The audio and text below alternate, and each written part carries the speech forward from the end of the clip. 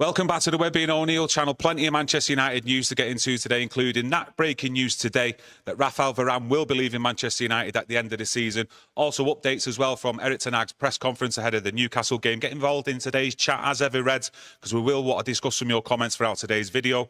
But first of all, I want your first reactions about the news on Raphael Varane leaving. Yeah, Raphael Varane, injury prone. We've seen what's happened. In and out season. Gets a few games, 20 games here, 20 games there. It's not what Manchester United need, but I think it's amicable. I think back in February, the owner spoke to people. He was spoken to. Look, your injuries are here. It's not the type of players we want going forward. Your contract's running out. Let's be amicable. Go and sort something out at the end of the summer, and we'll see, get you a couple of games at the end of it. Look, he's been an absolutely fantastic player in his career. You know, him and Sergio Ramos at Real Madrid. But it's just a typical, you know, when you look back at Manchester United, some of the signings, he's just one of them that we bought 5 or 10 years too late. Obviously had a great career at Real Madrid, made the right choice, but we bought too many of these players. When you look at Cavani, Ibrahimovic, etc., Falcao. Well, if you talk about 5 years too late, that just runs through United. That's all down to Woodward and everything else throughout the last 10, 12 years. You know what I mean? Since Fergie's left, it's just been abysmal. These type of players, end of the career, that's not what's going to happen. And Raphael Varane, actually, I think, told us that on his letter. So at the end of the day, these type of players, good in his day, but hey, it's got to change. We can't have these injury-prone players over the hill. That's the end of it as far as I'm concerned. And that's what it is. You've got to look at it realistically. I might be sounding harsh saying it over the hill, but the real facts are over the hill. Not fast enough, injury prone, Premier League, not tough enough for it. And we've seen it time and time again. And you can call me harsh and whatever, but at the end of the day, I don't think with his injuries and that and his age, really splashing all that money out, absolutely bonkers. You've got to look as well. Great player. Oh, yeah, he's been an absolutely fantastic player. And you've got to look at this, you know, was it around about that City game earlier on in the season? He actually lost his place to Harry Maguire as well. Yeah, lost his place, but I think that might have been a falling out. There was reports there, not verified, obviously, but there was reports there falling out. And you can get a bit of a hissy fit and fall out with your manager, and then everything comes back. And he's come back in, but he wasn't first choice again. I look at Raphael Varane. He came out not long ago talking about commitment to football, concussion, what he's suffered and what he worries about and all that. So I don't really think his mind was on going forward playing competitive football. I think he himself had come to the conclusion, look, me injuries, I worry about concussion. I don't think his mind was fully on football, and I don't think it will. He might just leave, go out. He might go to America. He might go to Saudi Arabia, somewhere nice and easy. But when I heard him talking about the concussion, I knew that United and Varane hadn't sorted anything out about having a contract extension at the end of the year. They've had frank discussions when the new people in the new regime came in with INEOS, and it was clear to him. And I think that's why he opened up about suffering concussion and his worries in football. So from that moment onwards, it was clear there was no conversation going on, and rightly so. Talking about players who have been signing, you know, who are at the later stages of the career, so to speak. Does that do you think that Manchester United will give extra contracts then to Johnny Evans and Harry Maguire? Johnny Evans. It's a joke. It's a joke, yeah. Right, okay, right. Harry Maguire, I don't know. I just don't know. We've seen what happened last year. The thing is, he's going to have to be replaced, Raphael Varane, because he is still a top-quality defender. But we're going to have to make some... For me, 2 centre-backs in the summer, surely. Said 2 centre-backs all the time. If we don't get 2 centre-backs, we're in deep trouble. I'm telling you now, 2 good centre-halves we need. And we are in trouble. It would be an absolute joke. We've known since the start of the season, maybe a couple of months into it, that we needed more proper, decent centre-halves. So they've had time now, and they better get it sorted. Yeah, you'd like to think that they've already been doing the scouting. They've got reports on all sorts of players out there, centre-backs. It's just a matter of when they're going to bring him into the club. Let's hope it's before the Euros start and not after the Euros, like we've been seeing for plenty of the summer transfer windows in seasons gone by. Look, this is the start of the exodus, but this has been on the cards for a while. So really, when you look at transfers, bringing players in, you hope to God that INEOS have already started that and that they get in early. Our fault many times, even with Erik ten Hag and everything, you look at how late we've got players. That's no good. Players should be in the club and getting ready for that summer. In the, you know, the football in the summer. What do you call it? I'm just mixed up. Sorry, I'm just having a look at everyone in the chat as well. There's some interesting comments coming through there. It's not that you're not saying anything interesting. Forget my waffle. Let's get back to yous out there. Yeah, I'm going to just jump in. At Marcus Stevenson, cheers for your super chat, mate. Says, congratulations on the 70k. Have a pint on me. Keep up the great work. I'll have the beer, mate. You can have a water. Stephanie Griffiths, cheers for keeping a bit of a tab there on the likes and how many people are watching. Ryan Moore, we was having a chat about Willie Cambrella earlier on before we come on, and he says he looks to have something about him. He looks special, the kid. Well, I spoke about him the other week. Just to say as well, have you seen that video clip that's gone viral out there during the match over the weekend, where he was actually dancing, you know, cheering with the actual chants that were going on in the Stretford, and it was really good to see, though, a little bit of human emotion from some of the players instead of sometimes we feel like they're all like robots and all PR trained. Well, I spoke about Cambrella a few weeks ago about his enthusiasm and everything for Manchester United. He wants it. He knows what it is to be at Manchester United and playing. And he is over the moon and he's going to put everything in it. And Kieran's just mentioned a video clip, what's going viral there, of him on the sideline for the Arsenal game, clapping away and singing away to the Georgie Best song. That is the type of bloke we've got. And I did mention it, and I think he's going to do everything he can. And fingers crossed that he makes it. We need a top centre-half, so let's hope he develops into one. Marcus Duke as well, cheers for your super chat, my mate, much appreciated. Should we get on to the bit about Varane? He was talking about actual INEOS. He was obviously having a chat as well with MUTV for their website, went into a bit of a lengthy discussion on his time at Manchester United, what it actually meant to him. But as you can see at the bottom part of that, what I've put up on screen, he said, despite the fact that we've had a difficult season, I am very positive for the future. The new owners are coming in with a clear plan and a great strategy. Now, you did mention a while ago that you thought, I think it was roughly about February time, you thought a lot of these players would have been given the indication that they weren't going to be needed after this summer, after this season. Look, 100%, when INEOS come in, they turned round and got this squad together and just told them straight, this is what's happening. When a new owner comes in or a boss comes in and he gets you together, he tells you what he wants from you, what he doesn't want and what he expects.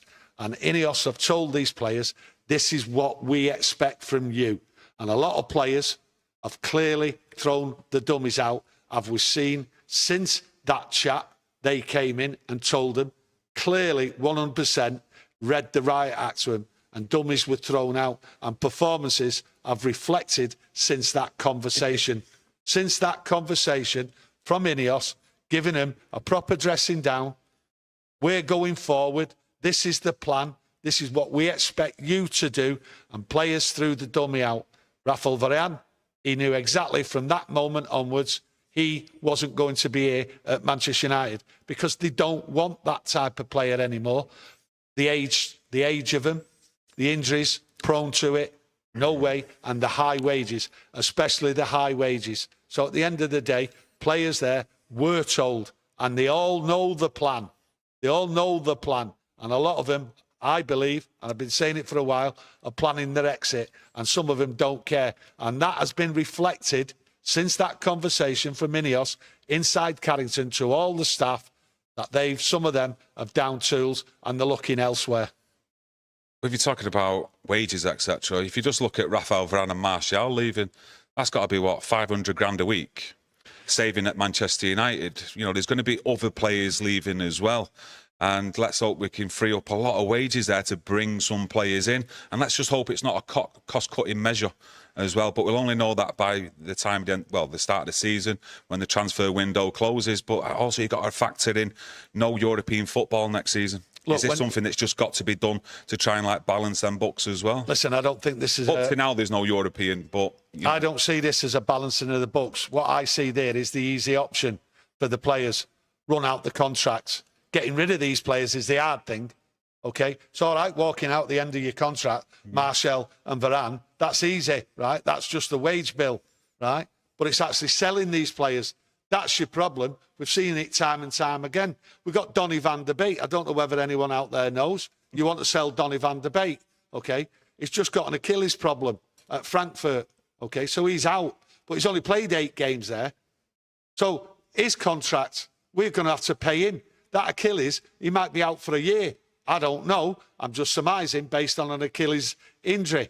Now, at the end of the day, who was going to buy him anyway? Now we're stuck with him. We can't sell him. OK, he's not been playing well. He's injured. So who's going to buy him in the summer? Someone with an Achilles problem. OK, he's got a long road for his fitness, but he was a player surplus to requirements. What we didn't want, what we couldn't get rid of, and now we're going to have to keep him. So selling players is the big issue. Walking out on Man United at the end of the contract is the easiest thing in the world.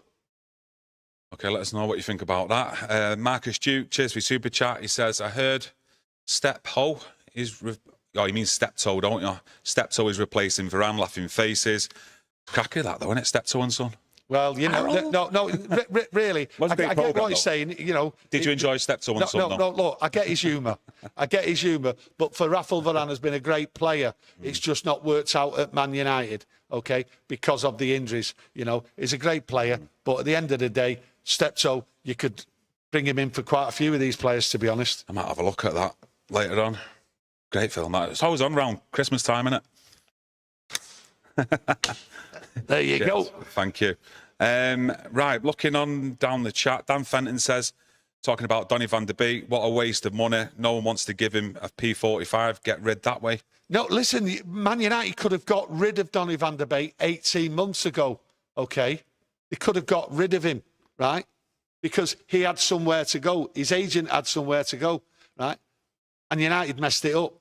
They just wanted to keep him. I just don't understand that, OK? He'd been messed about. He was told that he was going to be playing games, and then he wasn't playing games. So he sorted himself somewhere out, but United kept him.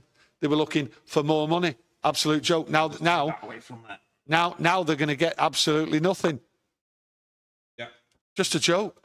Listen. I need a drink of water. You moved it from that over there. OK. Thank you. Right, and he's just put it back in the same position. No, it's out of you can't see that drink of water there in the screen, can you? All right, I think you was just moving it because you thought it was away in the screen, and you moved it there. I did. And I think it was in everyone's way. I was looking after you, son. Yeah. You know, I look after you these days. Let me tell you something. Right, I'm going to get on to Rasmus Højlund. And he was obviously asked about Rasmus Højlund signing him last season. And he did actually say to Nag, the last season we had a goal scorer with 30 goals, and we thought about adding a striker to that, you know, with the financial resources. But what did you make of his comments on Højlund? Obviously aiming it at Rashford with the 30 goals. Well, he thought he was adding a striker to go with someone who scored 30 goals. Well, that 30-goal striker has just gone pear-shaped, hasn't he, this year? So he's been left to do the work, and he has suffered badly, Højlund, with the service he's got. If you look around, the stats what are out there, they look a nightmare for him. But that's not his fault. That's because other people just ain't doing what they're supposed to do, and that's feed a striker. Every striker scores goals because he's fed, and he's fed chances, and Højlund hasn't got them. He does the work rate and that. He's got a lot to do to improve. I know that as a young lad, but at the end of the day, he's led the line for Man United, something he wasn't expected to do this season. So I feel bad for him, but he's defending him. But the media sense blood here. They sense blood with Højlund because there's a few stories what have come out and they're going in on him, OK? Heaping more pressure on Man United, on Erik ten Hag and on Højlund. Højlund should be there going through the games, relaxing and getting the chances and hopefully improving as the game. But he's now, the pressure has been on him to be the number one striker, and he's clearly not a number one striker because he's not had enough experience in the past to come to Manchester United and be the one. At Man United, we've got strikers galore throughout history. There he is, comes in, bang, goals. You know, Rooney, They're all there. I could go through a long list. But at the end of the day, he's a young lad what's come here, and he's suffered because of the poor service throughout the team to him. Yeah, just showing you that stat on Rasmus Højlund in the last 8 games, how many chances actually been fed, and it's a joke really, like with what you're saying about the service from the wide areas. And we could have to have, well, I think we might have to do a video and have a look at the wide areas with the players who've been playing there this season, see what the problem is when we have a proper sit down, get everyone involved as well. Yeah, proper sit down, but the obvious one is they just don't give him the ball. Every winger just has his head down. Said it the other day. Their head's down and they want to shoot. They're not looking. They're not looking to pass the ball, which is a joke, really. And you would have thought after so long this season, right, the coaches, the manager and everything and the players themselves would have sorted, well, the manager certainly should have addressed the problem and pointed out, you're not giving him the ball. Why aren't you giving him the ball? Then the coaches should have said, well, look, there you are, running with the ball. You've got your head down. You're not even looking up. Bad all round, to be honest with you. But Højlund seems to be getting criticism, and it's coming through the media and that is an absolute disgrace, to be honest. Yeah, moving on to Bruno Fernandes, a lot's been made about his future at Manchester United. I've seen some articles today linking him to Bayern Munich, moves to Saudi Arabia. They're preparing offers in the summer. But what's your overall thoughts that's going on? I know we touched on it a couple of weeks ago in his future, but has anything changed with you? Yeah, things have changed with me. I look at Bruno and I think to myself, he's been here a while now. Good player. Stats tell you he's a good player. Yes, he's got his little things what niggle at your brain when you see him on the pitch and that. But let's get something straight here now. Bruno Fernandes, captain, okay? These players aren't listening to him. He's not a leader of this squad, okay? He might have been at one point, okay? But he's not a leader of him now, okay? Going forward, there's going to be a new squad, new players coming in, okay? Is Bruno Fernandes going to be the right fit as a captain?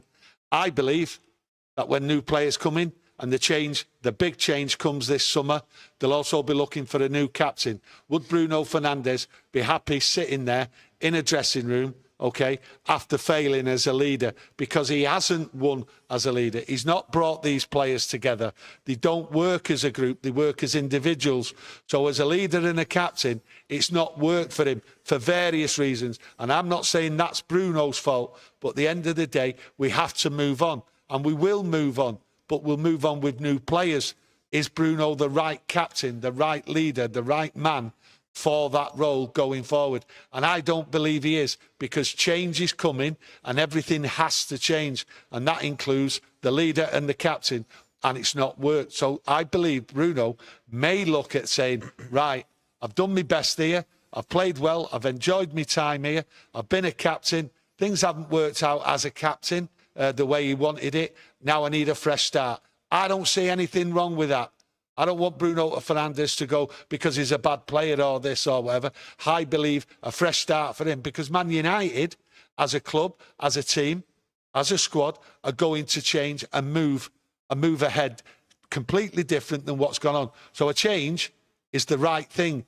That's what I believe. And I think when you look at the business ideas and the way and the model INEOS work, I think they do that right throughout business with managers in different departments. Right, it's time to move on. You've been here long enough. That's a bit stale. Away you go. That's why I believe these stories, maybe it's Saudi Arabia, maybe it's somewhere else, I don't know. But moving, I do believe it would be in the interests of Bruno and Manchester United going forward. Apart from Garnacho, Kobbie Mainoo, Højlund and Willy Cambuala, Bruno Fernandes will be the last person I'd sell in that Manchester United squad. I think we rely so much on Bruno Fernandes, and even if we got a bid of, let's say, 100 million for Bruno, you can't go out there and then just buy one player. What's the point? I think this squad needs quality in depth, and to go and sell a player like Bruno and just replace him with another player who plays in his position, I think would be absolutely silly business from Manchester United to do. For Bruno Fernandes, you take him out of this team, how many times do we see it? I know, yeah, they put in a little bit of a performance, an improved performance against Arsenal compared to the Crystal Palace game the other day, but Bruno Fernandes, for me, we need him in this team. I'm not saying we don't need him, and I'm not saying Manchester United should sell Bruno Fernandes. What I'm saying from a player looking at, if I was Bruno, I'd look and say, I've done my best here. I can't get this group motivated. They won't listen to me. I'm not the leader what's needed here. My time has come with this squad as a captain. And what normally happens, bang, you go, you look for fresh. That's what I'm saying about Bruno. No way am I saying Manchester United should sell Bruno, okay? I'm just saying that the situation, the way it is with INEOS, they're going to move forward, new players coming in, okay? It's not worked for Bruno as captain. He's done the best he can, and he might say, right, well, I've done the best I can. I've done the best I can. It's time now to move on and let a fresh face come in and take over. That's how I see the situation with Bruno. No way do I want Bruno Fernandes, Manchester United, turning around saying, I'm selling him. I'm selling him, because that is not the right thing, because he is needed at Manchester United. But from a Bruno Fernandes point of view, okay, how life goes and what it does around you and everything, and challenges, he's failed as a captain, and that's not his fault, but he might see it as a... No, he's failed as a captain because the team hasn't come together. It's not worked. We wanted it to work, but other people have let him down. He's not let anyone... Bruno Fernandes' fault, from the way I look at it. I didn't say it was his fault. Yeah. I'm just saying it's failed as an experiment for Bruno to be in there because of what's gone on around there. So he might want a different environment because people are just threw the dummies out. Yeah, I get that. That's how I look at it. Yeah, that he's not been able to get more out of the squad, but I'm not being funny. I don't think Roy Keane could be the captain in this Manchester United side and get any more out of him. Life's changed from the captains that we used to see, like your Patrick Vieira's, your John Terry, your Steven Gerrard's, your Roy Keane's. The culture inside that club, you could bring any of them in and they wouldn't get a shift out of some of these players. We've seen it with different managers coming in, winners like Van Gaal, Mourinho. They've not got a shift out of the majority of these players towards the end. So changing the captaincy to even, let's say, Lisandro Martinez, I don't think it'd change much until you start shipping out a lot of these players and the culture in the background. And that's what the Summers... You need winners in. So this is based on what the plan is. You know, Varane has been told he knows what the exciting plan is going forward. So at the end of the day, it's in the summer. I'm not saying get rid of him. I'm just saying if things stay the same or a couple of players come in and all that, is it the right environment for Bruno Fernandes to sit there as captain? Okay, I don't think it is, because a change is as good as a rest. That's what they say. So you want someone who's fresh, who wants a bit of dynamic, who's motivated in that, because it will have wore Bruno Fernandes down, you know, because he looks at it and thinks some of these players, and he knows who they are, and there's quite a few of them, what aren't listening to him. But I think Bruno Fernandes as well is looking at it in training. Maybe that's why we're seeing sometimes him going overboard in his gesturing and stuff like that, because he's having a look in training every day thinking, no, these players aren't up to the standard here. These players aren't motivated like me to go out there on a Saturday and go and win football matches. And I think any of us out there would get stressed out with that. I mean, I think you in the changing room, you start kicking lumps out of each other. And I think a lot of people out there would, having to play with some of these players who are not even motivated to play for us. He's not that type of player. And the problem is, you want to get rid of some of these people, okay? And the difficulty is Manchester United can't sell some of these players because of the high wages and that. So Bruno Fernandes might think, well, I don't need to hang around with some of these players, right, who have threw the dummies out and who won't listen to me. I need a fresh challenge. So basically, that's what it's coming to. Yeah. Does Bruno Fernandes feel as though he needs a fresh challenge? That's what it'll come down to this summer. Nothing more, nothing less. No, I get that, looking at it from Bruno's point of view, but I'm sure you'll agree, and a lot of yous out there, we need to look at it as well from Manchester United's point of view. And like I say, if we get a bid in there for Bruno of 100 million, you know, that needs to go on at least 2 players for me to add some squad depth into that Manchester United squad, because we've seen it this year with injuries. As soon as we start, you know, losing certain players in certain positions, the quality really drops. And for me, I've got no problem in Manchester United going out there, signing a player for Bruno's position, but keep Bruno. So then we've got that quality in there. Well, you know, I don't think we'll be able to do that with the financial restrictions if we don't qualify for Europe, etc. I highly doubt it, because there's more important positions to fill. But we do need to add some proper quality. Listen, add the players, okay? Right, and if bids come in for players, and you have to remember what's gone on here, okay? United did say, well, it did come out in stories and reports, right, that any player, if a bid comes in, they will consider it. And I think this is where the Bruno Fernandes story comes from, and with quite a few other players and I think bids will come in. And I think he might have already had a little chat here and there, because this story won't go away. So he might consider going, and he might know what the plans are and what the future is going to be, and how the plans are going to be implemented in the summer. And he might just fancy a change. And there's nothing wrong with that. It'd be a great loss, but so long as they use the money to replace him, if he goes, then fine. Bruno needs to go for the fresh challenge. We've seen it before. It'll continue happening. That's life. Yeah. Who would you have as captain, though, if Bruno was to leave? Well, we don't know who's coming in. But in this current... I'm saying, you look at this current Martinez. squad... Yeah, Martinez. Martinez. But then, will he be a captain for every game? How's his injuries going to point out? But I think that will come in the summer, that discussion about, depending on which players come in, and if Martinez is available and he don't break down. So there's a lot of things to ponder in the summer. Yeah.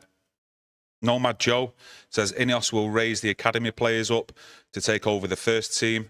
This will take a couple of seasons, though. Yes, that's correct. Yeah, I think they're doing a bit of a focus on that. Yeah. I mean, they're doing really well, especially the under-18s this season. Well, they will do that. That's their intention. They want young players. They don't want Galacticos, okay? And what they have to do to stabilise things and improve things is two centre-halves and a centre-forward. That's what they need. And then they need some of the deadwood out. The deadwood has to go. But as I say, and I have been saying for a long time, it is going to be so hard to get rid of these players who are on such high wages. But it's easy for players to walk out. Yeah. Anything more to add? No. I'm just looking forward to the game tomorrow. I think it'll be an exciting game. Newcastle are coming down. So I'm actually looking forward to it, to be honest with you. And I'm baffled why I'm happy looking forward to it. But if we've got the chance, we'll do a video in the morning, and I'll probably realise why I'm looking forward to it tomorrow and let you know. That's the one. I appreciate everyone joining us today. If you want to help support the channel, if you've liked the video, smash that like button, and we'll be back tomorrow. If not in the morning, straight after the game against Newcastle. So get that notification on, and we'll see you tomorrow. Take care, everyone, and much appreciated for today. Thank you. Thank you.